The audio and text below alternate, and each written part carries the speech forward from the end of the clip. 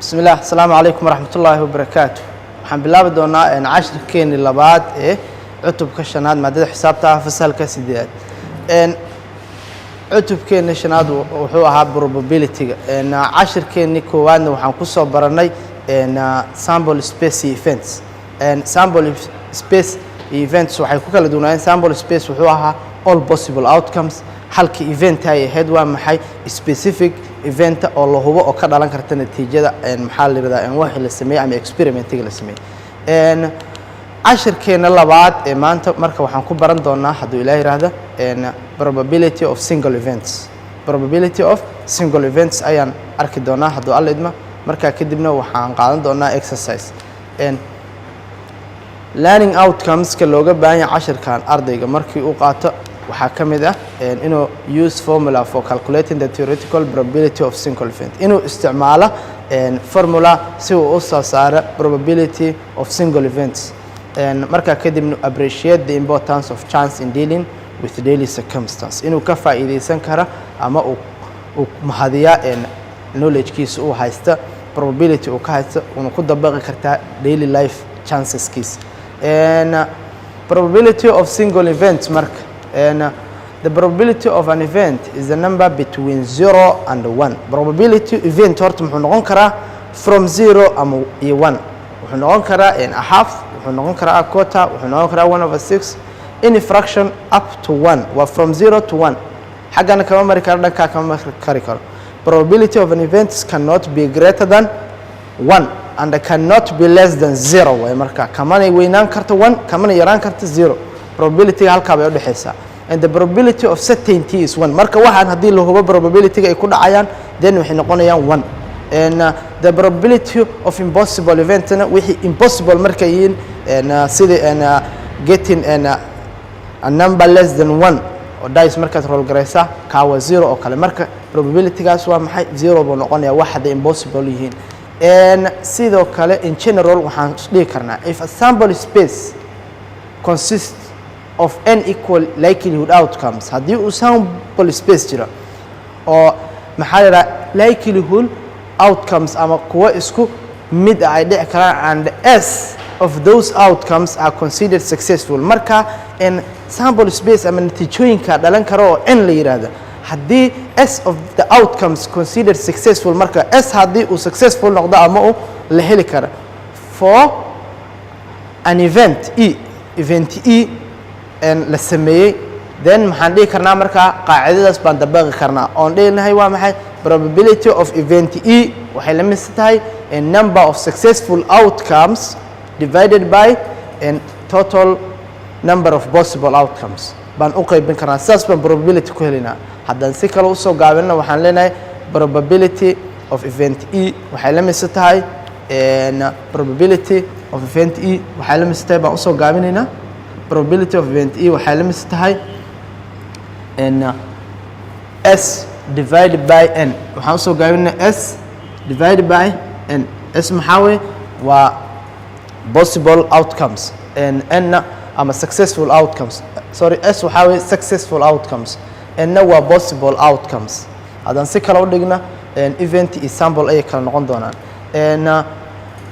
examples ayaan eegaynaa marka example ka koowaad waxaa lagu yiri a fair dice is tossed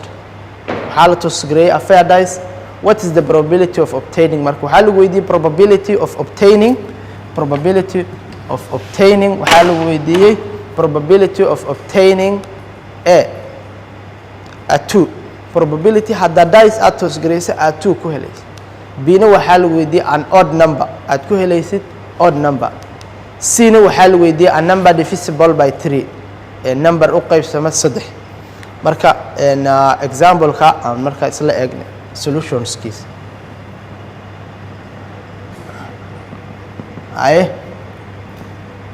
haddaba markaa aan ka bilaawno maxaana la weydiiyey horta marka koowaad waxaan haysanaa dice-ka muxuu leeyahay meeqaa face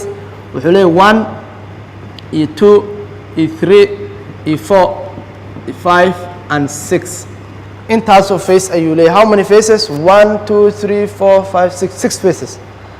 su-aasha ugu horeyso lagu weydiiyaa waxaa lagu yidhi probability of obtaining 2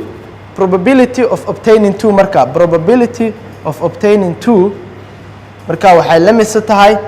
how many twos do you have here marka meeqa 2 oo face meeqa 2 face ay ku qoran tahay aad haystaa inta how many faces oo 2 aad haystaa halka ka raadi 1 do you have another face may we have only one out of one meeqa 1 2 3 4 5 6 marka probability of obtaining 2 waa 1 only out of how many faces 6 faces halkaas baa marka probability of obtaining 2 halkaas saasan ku helnay and but b waxaa la weydiiyey an odd number probability of obtaining an odd number waa maxay waa tirada aan u qaybsamin labo marka interface on haysana ama sample space kanaga oo laadhuuga ama dice-ka how many face oo ah odd number tiro laba aan u qaybsamin meeqa ah waxaa weeye 1 2 iyo 3 waa maxay marka probability of odd number wuxuu noqonayaa of odd number ka wuxuu noqon karaa then probability of 1 ko waa ina heshaa plus the probability of 3 then plus probability of 5 inta odd number ee probability-gooda isku dari kartaa marka probability of odd number markii lagu dhahay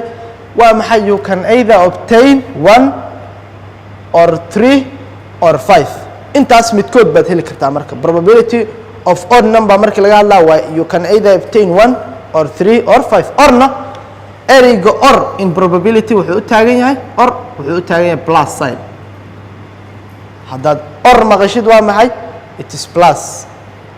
therefore marka waa isku darina probability of 1 plus probability of 3 plus probability of 5 marka probability of 1 obtaining 1 waa meeqa 1 out of 1 2 3 4 5 6 1 out of 6 marka probability of obtaining 1 waa 1 out of 6 plus the probability of 3 sidoo kale waa maxay 1 you have only 1 3 here markaas waxay noqonaysaa probability of obtaining 1 oo 1 ah and 1 out of 1 2 3 4 5 6 divided by 6 1 divided by 6 plus probability of obtaining 5 markaas sideen ku heli karnaa haddeer probability of obtaining 5 waxaan rabnaa inaan 5 soo saarno marka how many 5s do you have we have 1 haye possible outcomes kana waa meeqa waa 6 marka ayadana 1 divided by 6 marka dhammaantood waa isku darina LCM kooda waa 6 then 6 divided by 6 waa 1 1 times 1 1 plus 6 divided by 6 1 1 times 1 waa 1 still 6 divided by 6 waa 6 waa 1 1 times 1 waa 1 so 1 plus 1 plus 1 waa 3 out of waxaa haystaa meesha 3 out of 6 marka 3 out of 6 waa simplify garayn kartaa halkan kuma dhaafisid waa simplify garayn karnaa ka tan waa maxay by 3 waa 1 by 3 na waa 2 marka probability of obtaining odd number marka wuxuu noqday a half probability of obtaining odd number wuxuu noo noqonayaa a half which means a half ka kaleetana waa even numbers waa 3 even numbers iyo 3 odd numbers aan haynaa half marka probability of obtaining odd number haddaa lagu weydiiyey waa a half and last example C and C waxaa la weydiiyey a number divisible by 3 C waxaa la weydiiyey probability of obtaining number divisible by 3 divisible by 3 number u qaybsama 3 probability of obtaining number divisible by 3 tiro u qaybsanta 3 probability-ga aan ku heli karna haddii uu qofku yiraahdo number waxaan doortay inuu laadhuuga u dhici doono number u qaybsamay 3 just waxaad tegaysaa marka how many faces oo laadhuuga aad haysta tirooyinka ku qoran inta tiro oo 3 u qaybsama ayaad kala soo baxaysaa halkaa marka aan imaano meeqaa 3 u qaybsanta waxaa 3 u qaybsanta 3 itself iyo 6 number kale uma qaybsamo waa maxay waa probability-ga iyo number-ga iyo number-ga labadaas number baa waxay u qaybsamaan 3 marka wuxuu noqonayaa probability of 3 or plus probability of 6 labadaas baan u kala qaadayna waa maxay waa probability of 3 plus probability of 6 probability of obtaining 3 waa meeqa marka probability of obtaining 3 waa only 1 ayaa jira possible outcomes waa maxay successful outcome ka waa 1 oo 3 ah possible outcomes kan waa 6 marka waxaan leenahay successful divided by possible oo 6 ah plus probability of 6 isagana sidoo kale waa 1 out of 6 labadaa waa isku daraynaa marka LCM koodu waa 6 divided by 6 1 times 1 waa 1 plus 6 divided by 6 1 times 1 waa 1 kale marka 1 plus 1 waa meeqa waa 2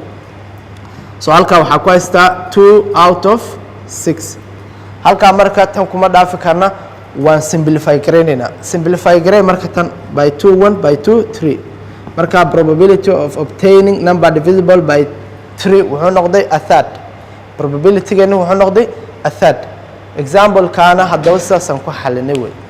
waa kii ugu dambeeyey marka aan u gudubnay example 2 example 2geena waxaa lagu yidhi there are 18 boys and 12 girls in mathematics class the teacher chooses one pupil at a random to answer a question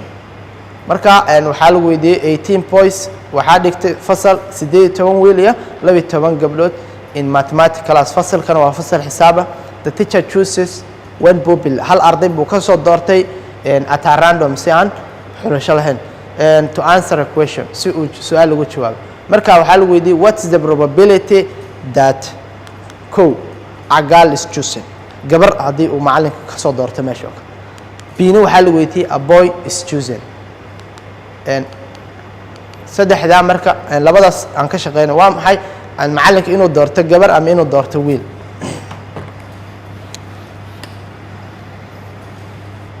horta si aan u naqaano waa inaan naqaano boys iyo girls meeqay kala yihiin boys waxaan haysanaa boys waa 18 girlsna waa 12 total number of pupils haddaa lagu dhaha meeqa isku noqonaa markaan 30 bay isku noqonaa 18 plus 12 saa marka su-aasha koowaad oo ah probability of choosing a girl ayaa rabnaa inaan soo saarno probability of choosing girl ardaygii la doortay probability-ga uu gabar ku noqon lahayd how many girls meesha dhigat successful outcomes ka horta waa maxay probability of event e aan qaacidada ku dabaqana kaa marka probability of event e waxaan dhihi karnaa marka probability of event e wuxuu la mid yahay waa maxay successful outcomes divided by total number of possible outcomes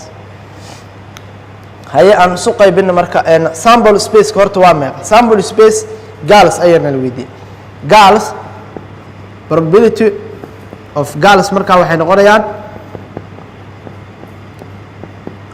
waxay noqonayaan ama gaal waxay noqon kartaa sample space ka girls ama successful meeqa jeer bay noqon kartaa macalinka markuu dooranayo arday waa 12 girls ayaa meesha dhigata divided by total number of students ama possible outcomes ka oo 30 ka arday aad u qaybinaysa markaas probability of events waxaan ku helaynaa dhahnay waa maxay successful outcomes oo loo qaybiyey total number of possible outcomes ama successful outcomes loo qaybiyey possible outcomes successful kana waa girls oo ah 12 possible outcomes kana waa 30 oo ah dhammaan ardayda meesha dhigata marka waa simplify garayn karnaa tiradan aan simplify garayna xagga 6 aan u qaybina waa 5 xaggana 6 u qaybi 2 so jawaabta marka waxay noqonaysaa 2/5 probability of choosing a girl waxay noqonaysaa 2/5 hay b waxaa lagu weydiiyey probability of obtaining boy probability horta qaacidada waa inaad taqaana probability of event e waxay la mid tahay and successful outcome divided by possible outcomes marka probability of boys waxay noqonaysaa baan leenahay markaas successful outcomes oo boys waa meeqa waa 18 successful outcomes boy waa 18 divided by possible outcomes oo ah 30 soo qaybi marka by 6 waa 5 by 6 waa 3 so jawaabtu maxay noqonaysaa 3 out of 5 haddaba haddaad isku darto day probability-gooda ma dhaafi karta 1 labada tiro haddaad isku darto fraction-kan iyo fraction-kan waa maxay waa 1 waa 1 y waxay noqonaysaa 30 divided by 30 oo 1 ah example keeni saddexaad oo ugu dambeeyay maxaa lagu yiri express each of the following probabilities in a simplified form probabilities kaas aan ka dhignay qaab simplified ama la fududeeyay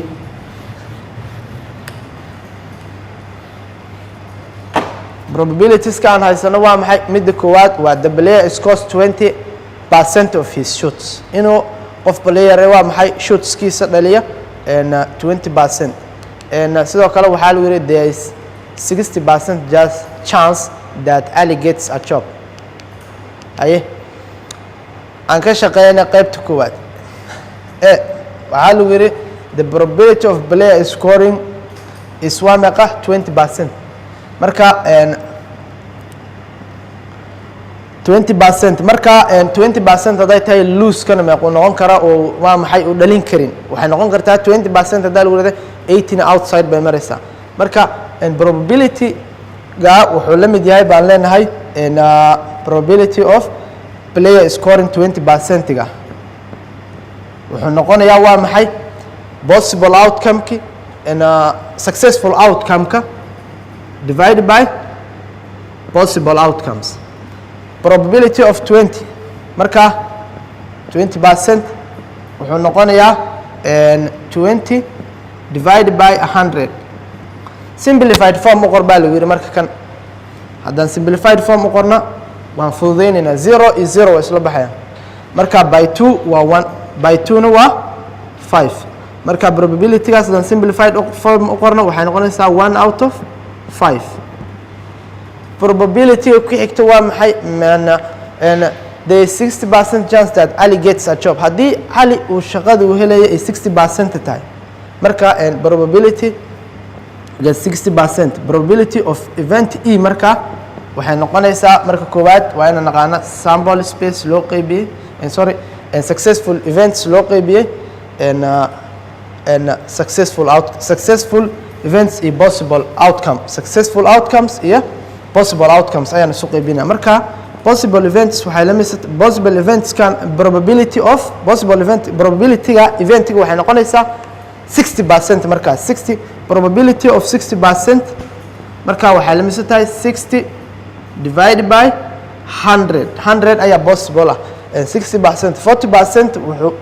shaqada uu wayn karaa laakiin 60% ayuu shaqada heli karaa marka 100 bay isku noqon marka kan aan simplified form u qornay 0 is 0 bas la go'ay